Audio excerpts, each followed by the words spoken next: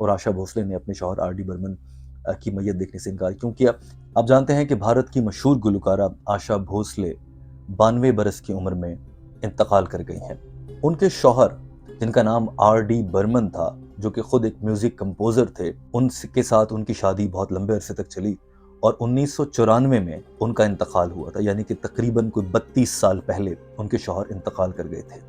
لیکن آشا بھوسلے سے متعلق ایک آرٹیکل ہم نے دیکھا ہے بھارت کی مختلف ویب سائٹس پر بھی، اور ان کے انٹرویوز بھی موجود ہیں، این ڈی ٹی وی نے چھاپا ہے، جس میں وہ بتاتے ہیں کہ آشا بھوسلے کے شوہر کا آر ڈی برمن کا جب انتقال ہوا تھا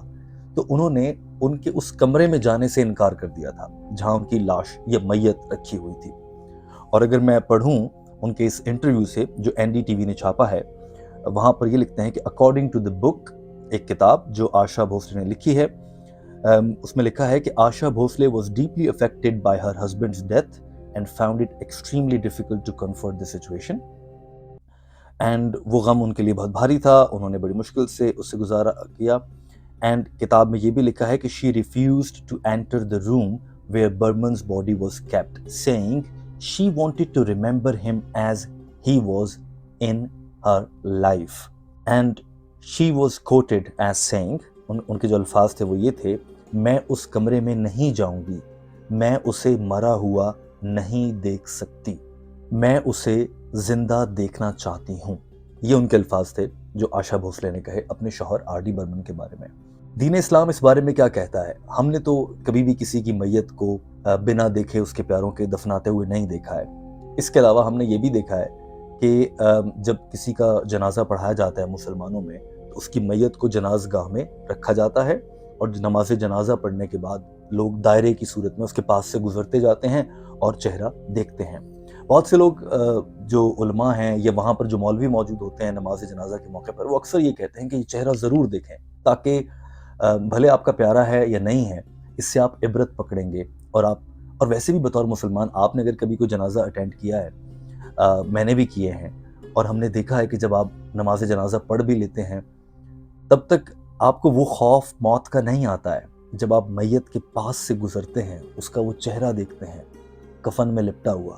اور وہ سفید یہاں سے یہاں تک جو اس کا کفن ہوتا ہے، بعض اوقات ناک میں روئی ہوتی ہے، تو آپ موت کو بہت قریب سے دیکھتے ہیں اور ہمیں احساس ہوتا ہے کہ ایک دن میں بھی یوں لیٹا ہوا ہوں گا، ایسے ہی مر کر میری میت رکھی ہوگی، سفید کفن پہنا ہوا۔ یہ احساس بہت ضروری ہے کسی مسلمان کو موت کی یاد دلانے کے لیے، لیکن کیا دین اسلام یہ ضروری قرار دیتا ہے کہ ہمیں کسی میت کا چہرہ ہر حال میں دیکھنا ہوگا یا نہیں دیکھنا ہوگا؟ اس بارے میں کوئی واضح حکم موجود نہیں ہے، قرآن پاک میں یا حدیث میں کوئی واضح طور پر نہیں کہا گیا۔ نہ یاد رکھیے کہ ہندوؤں میں تو باڈی کا تقدس، پتہ نہیں اس کو تقدس کہیں گے کیا کہیں گے، میں کسی مذہب کی رسومات کا خدا نخواستہ مذاق نہیں اڑا رہا، نہ میں ایسا سوچتا ہوں، لیکن ہمیں بطور مسلمان ہندو لوگوں کو جب وہ ان کی میت کو جلا دیتے ہیں تو دیکھ کر تھوڑا سا عجیب لگتا ہے یا افسوس ہوتا ہے کہ یہ تو بے حرمتی ہے میت کی۔ لیکن کوئی ہندو یہ بھی سوچ سکتا ہے کہ تم زمین کے اندر دبا دیتے ہو، کیڑے کھاتے ہیں، یہ بھی بے حرمتی ہے۔ لیکن دین اسلام خاص طور پہ میت کی حرمت کا خیال رکھنے کا حکم دیتا ہے۔ اور اس کے علاوہ ایک اور میں ڈاکٹر ذاکر نائک کی طرف سے بیان نہیں ہے، ان کا لکھے ہوئے الفاظ ہیں جو کہ اس ویب سائٹ پر جو آپ اسکرین پر دیکھ رہے ہیں، یہاں پر لکھا ہے کہ پروفٹ محمد صلی اللہ علیہ وآلہ وسلم peace be upon him said, He is not of us who beats his face, tears his clothes and bewails loudly. Misfortune happens to him as was done before during the days of ignorance. کہ وہ شخص ہم میں سے نہیں ہے جو میت کے سامنے اپنے چہرے پر مارتا ہے افسوس میں، غصے میں، اور اپنے کپڑے پھاڑ لیتا ہے اور اونچی آواز میں روتا ہے۔ ایسا کرنے سے سختی سے منع کیا گیا ہے۔ اس کے علاوہ ایک اور چیز بڑی اہم ہے جو سوگ کا دورانیہ ہے، اس پر یہ کہا گیا ہے کہ بہت سے لوگ ہوتے ہیں جب ان کا کوئی قریبی عزیز رشتہ دار فوت ہو جاتا ہے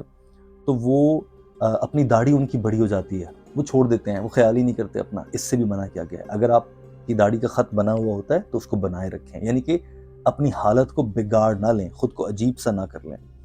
تو دین اسلام نے تو یہ واضح طور پر حکم دیا ہے۔ اس کے علاوہ ایک اور اہم نقطہ جو آشا بھوسلے کی میت پر اور باقی اکثر جب غیر مسلم لوگ مر جاتے ہیں تو اس پر ذہن میں آتا ہے اور وہ اٹھتا ہے، وہ یہ ہوتا ہے، اب دیکھیں جیسے آشا بھوسلے ہیں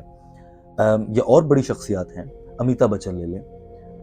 اور جو غیر مسلم مشہور شخصیات ہیں، ہم بعض اوقات مسلمانوں کو وہ بہت پسند ہوتی ہیں، باوجود اس کے کہ وہ ہندو ہیں، ان کا مذہب کچھ اور ہے، کیونکہ فن کی کوئی سرحد نہیں ہوتی ہے اور ہمیں وہ پسند ہوتے ہیں۔ تو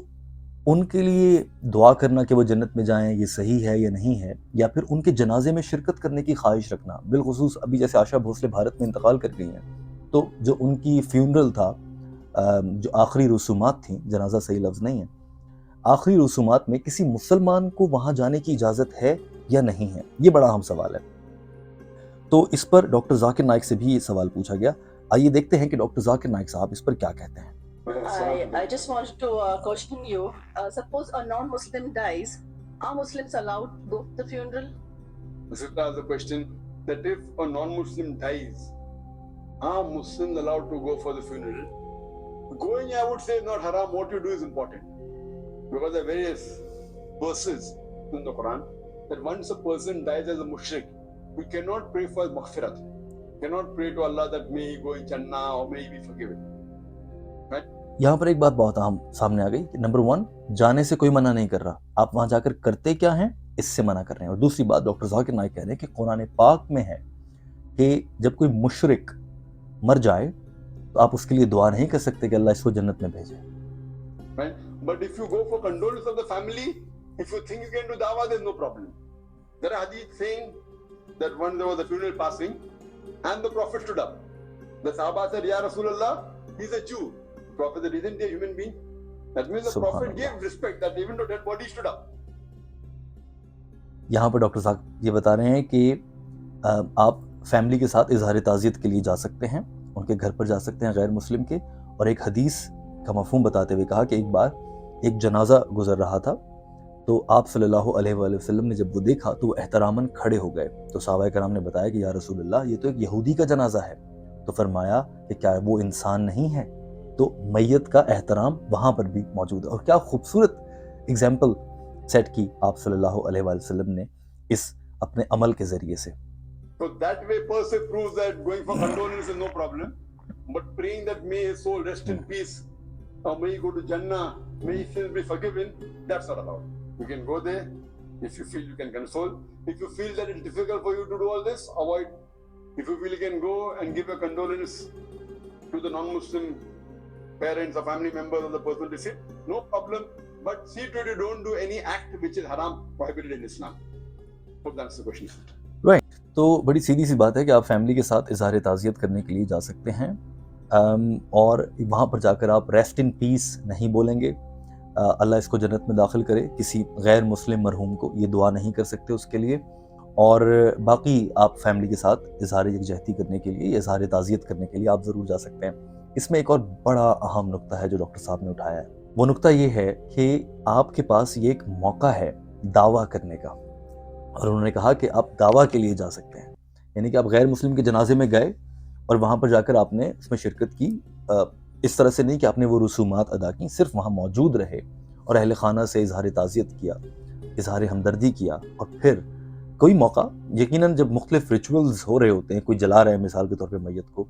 تو آپ یہ بتا سکتے ہیں کہ ہم مسلمانوں میں تو دفناتے ہیں۔ اچھا، کیوں دفناتے ہیں؟ کیونکہ یہ مانا جاتا ہے کہ اللہ کا حکم ہے ایک تو، اور دوسرا یہ کہ ہمارا طریقہ پریکٹیکل ہے نا، دیکھو جب میت زمین میں ہوتی ہے تو وہ ڈیکمپوز ہو کر کھاد بن جاتی ہے، زمین کے اجزاء واپس چلے جاتے ہیں، اسی مٹی سے ہم بنے ہیں، مٹی میں چلے جاتے ہیں، اور پھر وہ اور سوال پوچھے تو آپ اور بتائیں دین اسلام کے بارے میں، تو یوں آپ کو ایک موقع مل سکتا ہے دوسروں کو بتانے کا کہ دین اسلام کتنا اچھا مذہب ہے، جیسا کہ جو حدیث ڈاکٹر صاحب نے کوٹ کی ہے کہ آپ صلی اللہ علیہ وآلہ وسلم ایک یہودی کے جنازے کو دیکھ کر بھی کھڑے ہو گئے، یہ بھی، اور میں نے کہا کہ بڑی اچھی اگزامپل سیٹ کی، کیونکہ اس سے جب ایک یہودی یہ سنے گا تو وہ سوچے گا کہ یار ان کا جو آخری نبی صلی اللہ علیہ وآلہ وسلم ہیں وہ تو بہت ہی شاندار شخصیت ہیں کہ وہ ہم یہودیوں کی ڈیڈ باڈی کا بھی احترام کرتے ہیں، یہ کیسا مذہب ہے، میں اس کے بارے میں مزید جاننا چاہتا ہوں، اور پھر وہ اس پر تحقیق میں آئے گا، اور بلا شبہ جب تحقیق کرے گا تو دین اسلام سچا مذہب ہے اور انشاءاللہ وہ اس سے قائل ہو جائے گا، تو ہو سکتا ہے کہ وہ اسلام قبول کر لے۔ تو دوستو یہ تھا کہ میت کے ساتھ کیا سلوک ہونا چاہیے، کیا ہم اس کے لیے دعا کر سکتے ہیں اگر وہ غیر مسلم ہے، اور آشا بھوسلے نے اپنے شوہر آر ڈی برمن کی میت دیکھنے سے انکار کیوں کیا۔ یہاں پر ایک اور چیز میں بتا دوں دین اسلام کہتا ہے کہ فرض نہیں ہے دیکھنا اچھا کام ہے، کیونکہ اس سے آپ عبرت پکڑیں گے۔ میں یہاں برطانیہ میں ہوں، اور یہاں پر ایک کالیگ سے میری کچھ دن پہلے بات ہو رہی تھی، تو اس نے بتایا کہ جب اس کے والد کا انتقال ہوا تو اس نے بھی میت نہیں دیکھی، اور میں بڑا حیران کہ ہیں کیوں؟ تو بتایا کہ میں اپنے باپ کو مرا ہوا نہیں دیکھ سکتی۔